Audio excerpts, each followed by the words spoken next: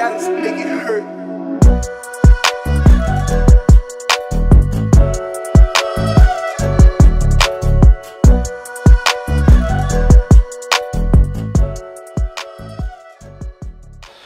Bonjour à vous les amis, justement aujourd'hui on se retrouve pour parler un petit peu de station à souder ou station à air chaud.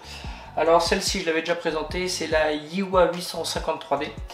Et justement pour ceux qui auraient celle-ci, on va parler justement au niveau de son étalonnage. Le souci étant que ces derniers temps je trouvais que j'avais un petit problème au niveau de la chauffe, alors que ce soit au pistolet air chaud ou alors aussi au fer à souder.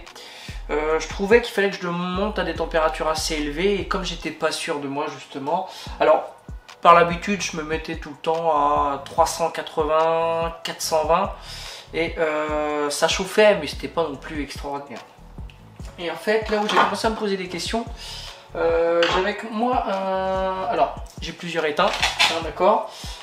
J'ai de l'étain ici, alors celui-là c'est du Weir, ou je sais, ouais c'est ça. Celui-là c'est Lead Free Solder Weir. Enfin, celui-là est pas trop mal. Voilà, j'avais acheté celui-là. Alors celui-là c'est un étain de merde. Je pense que je ferai une vidéo sur les étains.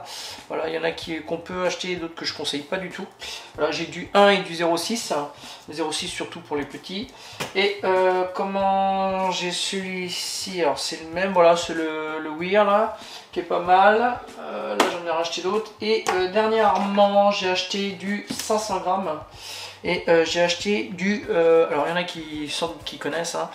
J'ai acheté de l'étain de la marque BMJ, voilà, très très bon état, voilà, je conseille. Je vous mettrai un lien si vous voulez en bas de la vidéo. En tout cas, ça rien que tel, bon là je suis à 30, à peu près 30 € les 500 grammes, mais je regrette pas mon choix, en 0,6, voilà, et je reprendrai sans doute du 1 mm. Alors, pour vous parler un petit peu justement de celle-ci, quand il fallait que je chauffe celle-ci, enfin quand il fallait que je chauffe l'étain, le Casey là, l'étain de merde que j'utilise justement que quand j'ai besoin pour faire des petites bricoles qui coûtent que dalle, il avait tendance à vraiment mal fondre. On a l'impression que ça devenait de la pâte un petit peu, et je me suis dit effectivement bon, c'est un étain de merde, ça pouvait se comprendre. Alors justement dans ces cas-là je prenais, alors parce qu'à l'époque j'avais pas du 0,6, je prenais du 1 mm. Alors ça se faisait beaucoup mieux, mais je trouvais quand même que ça chauffait mal.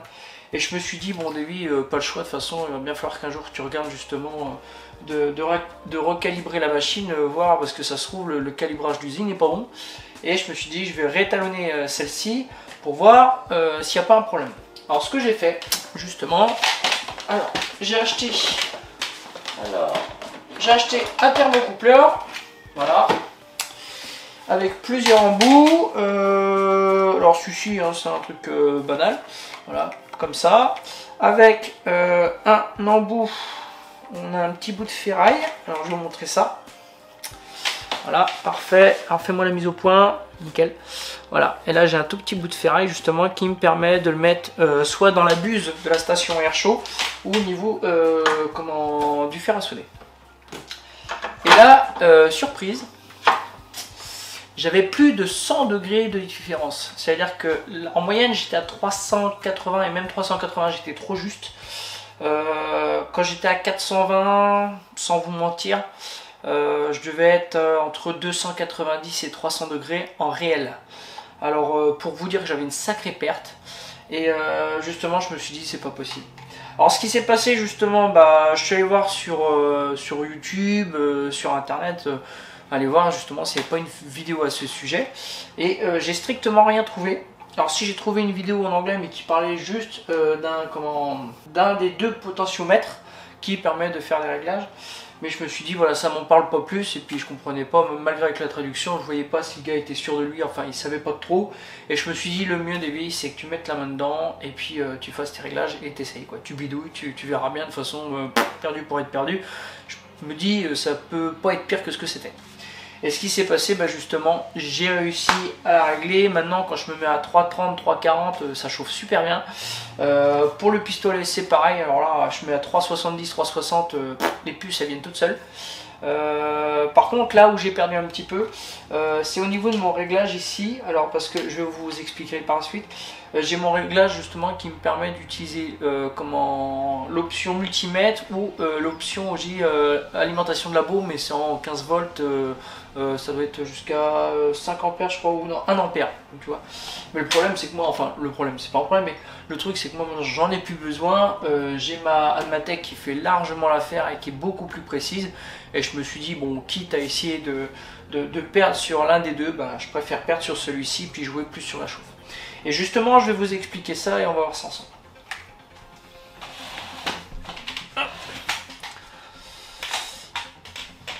Alors, pour vous expliquer, maintenant qu'on est dans les entrailles de la bête, ici, on a deux potards, voilà, deux potentiomètres. Voilà, on en a un à gauche qui lui va justement faire les réglages de la puissance. Alors, vous n'allez pas le voir d'ici, désolé.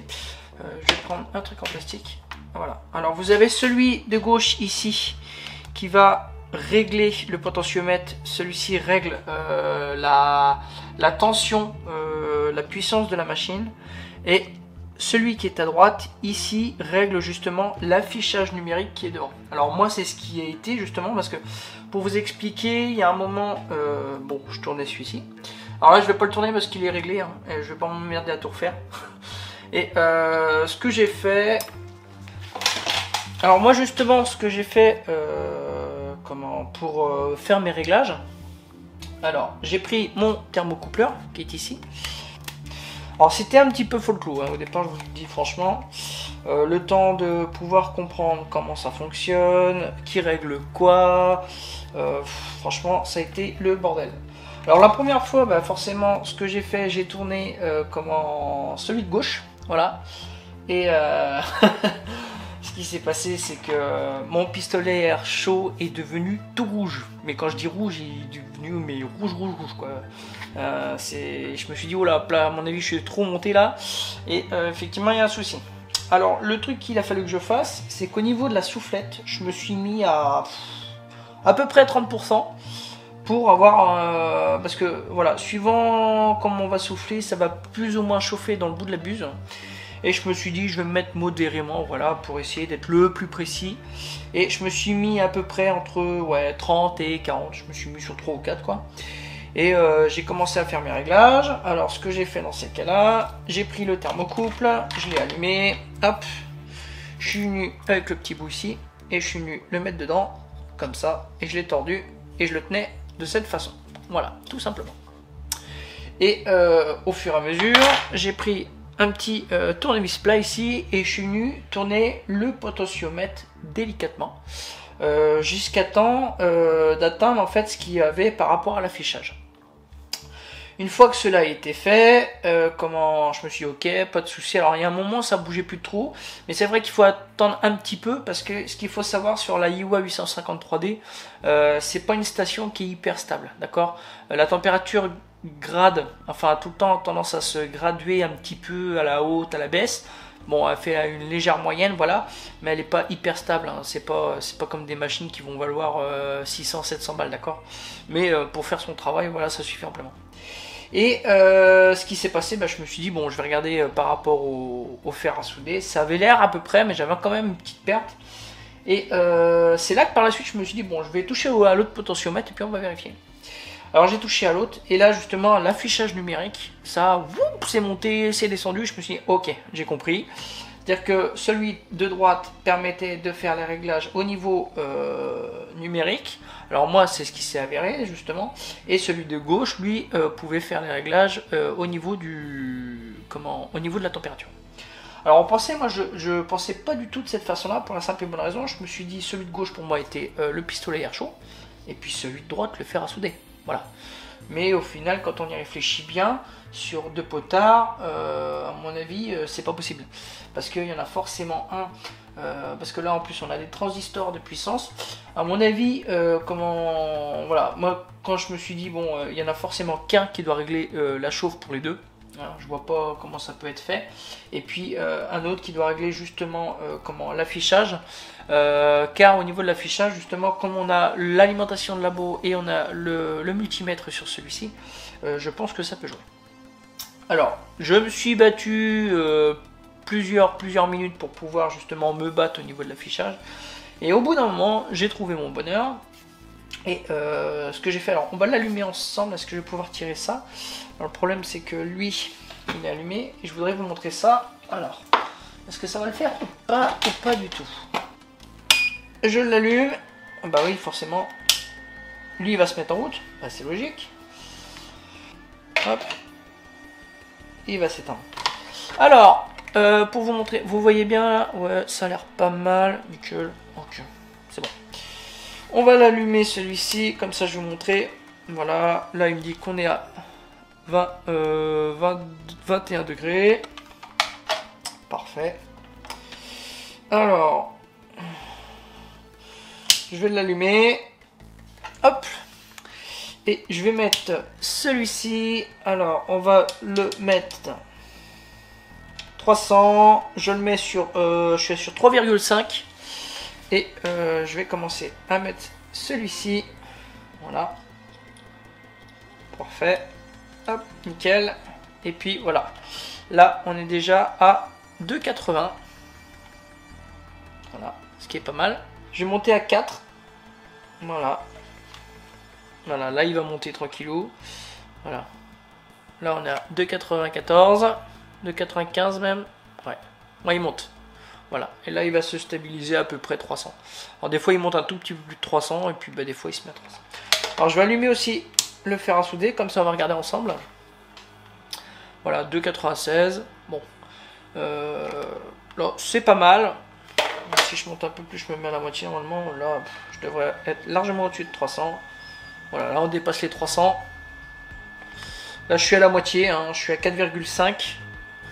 Voilà, là je suis à 301, 302 quoi. Voilà, nickel. Voilà. Là il remonte, il redescend. Voilà, on n'est pas trop mal. Je suis à la moitié, voilà, je suis bien. Moi je trouve que je suis bien réglé comme ça. Là c'est parfait, 303, il ne montera pas plus, je pense. Si 304, ouais, il redescend. Voilà. Ok. Alors, pour celui-là, on est pas mal. Je vais le poser. Hop. Et là, je me suis mis... Alors, pareil, je vais mettre à 300 pour le fer à souder.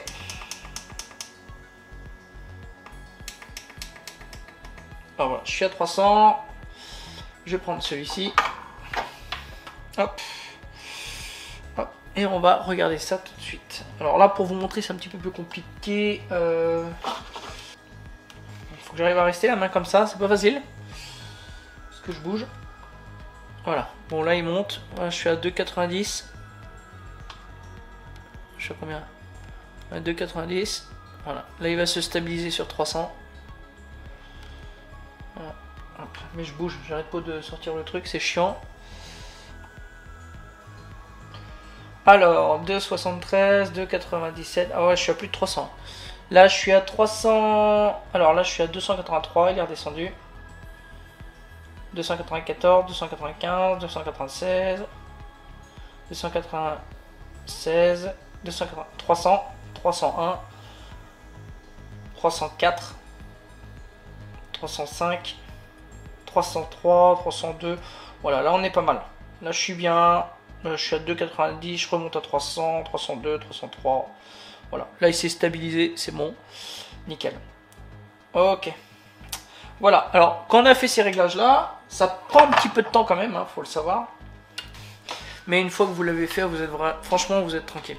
Alors je sais pas si c'est le réglage d'usine qui fait ça, le fait que moi voilà j'ai toujours pris l'habitude de monter mes températures assez hautes, parce que de toute façon quoi qu'il en soit j'avais pas forcément le choix. Mais voilà, j'ai vu des vidéos, il y en a qui me disaient, voilà, c'est vrai que normalement l'étain, à partir de 183 degrés, voilà, il est en fusion, il n'y a pas de souci, normalement il devrait fondre. Et moi, il avait 183 degrés, non. non, il fondait pas du tout. Hein. Et je me suis dit, effectivement, il y a un problème, je pense que l'étalonnage est pas bon. Et il s'est avéré qu'effectivement l'étalonnage était pas bon. C'est pour ça, si vous avez une Yiwa 850 3D ou une au-dessus ou même une en dessous, hein, n'hésitez pas à regarder justement et à vérifier vos potentiomètres, faire les réglages de celui-ci pour voir si justement l'étalonnage est bon. Parce que moi ça a été un petit peu le branle-bas de combat au départ, et maintenant je suis bien content parce que ça change la donne quand même quand on commence à faire des soudures sur du BGA, ou alors pour dessouder des puces, des microcontrôleurs, des EEPROM, n'importe quoi. C'est commencer à jouer avec les températures parce que ça chauffe pas assez, bon bah là c'est une catastrophe. Voilà, alors après c'est pareil, si vous utilisez justement votre alimentation de labo ou le multimètre qui est intégré dans celui-ci, puisque celui-ci c'est un 3 en 1. Dans ces cas-là, il vous faut pour cela un multimètre, d'accord, qui soit bien réglé bien sûr, hein, ça va de soi. Un multimètre, et puis bah là dans ces cas-là, vous jouez pareil avec le multimètre, le câblage, et puis bah vous faites vos réglages, hein, pas le choix de toute façon, il faut fonctionner comme ça. Voilà, alors j'espère que ça aidera certains. Moi, comme je dis, j'ai pas forcément de trouver de vidéos en plus en français pour expliquer sur celui-ci, mais bon, la plupart des stations sont réglées comme ça. Pour des stations, voilà, de base grand public, hein, je n'allais pas, si vous commencez à toucher sur des stations JCB ou JBC, je sais plus si c'est JCB ou JBC, je crois que c'est JCB. Ouais, je vous mettrai ça là. J'aimerais bien m'acheter une station, mais les prix sont... Bon, après c'est une matos pro, hein, mais moi je suis pas un professionnel. Mais voilà, moi je le fais parce que c'est un plaisir, un loisir, et puis j'adore apprendre. Mais voilà, sur ce, j'espère que ça pourra aider certains. Et n'hésitez pas à laisser dans les commentaires en bas si vous, par exemple, vous avez d'autres techniques ou si vous avez d'autres façons de faire. Je vais l'éteindre. Et puis voilà. Sur ce, les amis, je vais vous laisser là-dessus. Puis j'espère que voilà, le réglage de votre station se fera de façon plus simple. Et puis sur ce, je vous dis à très bientôt. Allez, bye, et je vous dis à la prochaine. Ciao.